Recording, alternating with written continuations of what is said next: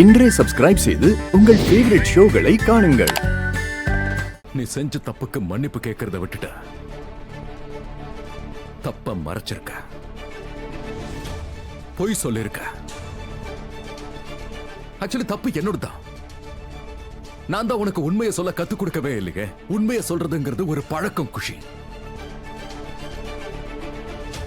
அதுலயும் முக்கியமா பேரண்ட்ஸ் கிட்ட பசங்க பொய் சொல்லவே கூடாது. ஏன்னா அவங்க மட்டும்தான் இந்த உலகத்திலேயே நீ தப்பு பண்ணாலும் உன் மேல அன்பு காட்டுவாங்க, அது சரி பண்றதுக்கான வழியை தேடுவாங்க. இந்த உலகத்துல நீ என்ன தவறு பண்ணாலும் சரி, உனக்கு எந்த தவறு நடந்தாலும் சரி, ஏதாவது ப்ராப்ளம்ல நீ இருந்தாலும் சரி, உன்னோட பேரண்ட்ஸால மட்டும்தான் அதை சரி பண்ண முடியும். வேற யாராலையும் இல்ல. போதும், நிறுத்துங்கப்பா. நீங்க இப்போ இதை சொல்றீங்க, ஆனா ராதிகா ஆண்டி என்கிட்ட எப்பவோ சொல்லிட்டாங்க. அதே விஷயத்தை எல்லாரும் சொல்ல சொல்ல இரிட்டேட்டிங்கா இருக்கு. பேசாம அதை எழுதி கொடுங்க, நான் மனப்பாடம் பண்ணிக்கிறேன். உங்க எனர்ஜி டைம் எதுவும் வேஸ்ட் ஆகாம இருக்கும்ல.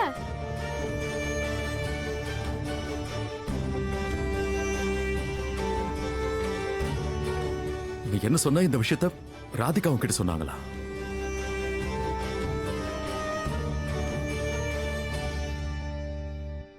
ஆனா இந்த விஷயத்த ராதா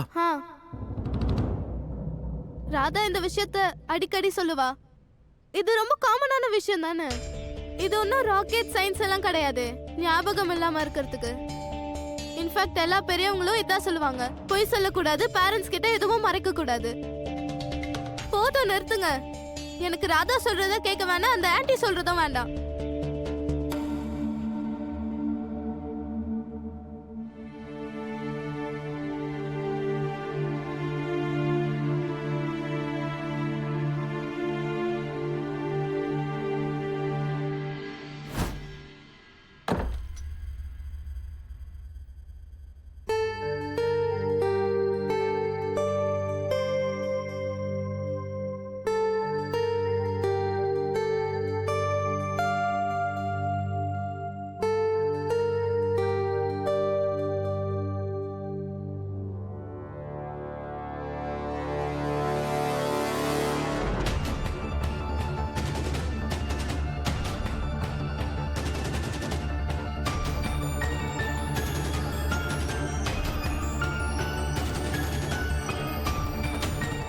நமக்கு நடுவில் அப்படி என்ன மாறி போச்சு ராதிகா?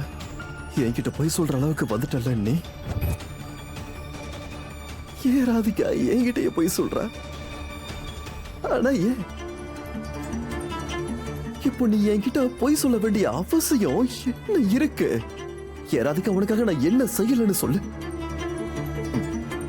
உனக்கு நான் அன்பு கொடுத்தேன், மரியாதை கொடுத்தேன், வசதி கொடுத்தேன், குடும்பம் கொடுத்தேன், என் கிட்ட இருக்க எல்லாத்தையும் கொடுத்தேன். அப்புறம் ஏன் அப்படி?